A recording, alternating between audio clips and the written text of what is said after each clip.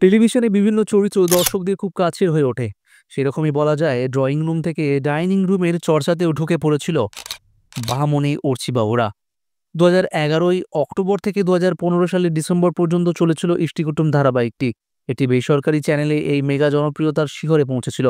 বাহাশাড়ি থেকে পলাশমণি গ্রামের উপভাষা সবটাই সেই সময় ছিল ট্রেন্ডে। পুজোর বাজার করতে গিয়ে মহিলারা দোকানে গিয়ে বলতো বাহা শাড়ি দেখাতে। এমনকি প্রচুর মিম তৈরি হয়েছিল সেই সময় নেট মাধ্যমে। সব মিলিয়ে এক নতুন মাইলস্টোন ছুঁয়েছিল ধারাবাহিকটি। বীরভূমে বিভিন্ন জায়গায় এই সিরিয়ালের শুটিং হয়েছিল। কবিগুরু লালমাটির জেলা বীরভূম, আর এই লালমাটির জেলার লালমাটির শহর বোলপুর শান্তিনিকেতন। এই শান্তিনিকেতন থেকে কিছু দূরে অবস্থিত সোনাঝুরির হাট, আর সোনাঝুরির থেকে মাত্র পায়ে হেঁটে 2 মিনিটে দূরত্বেই অবস্থিত রয়েছে বনের পুকুরডাঙ্গা গ্রাম।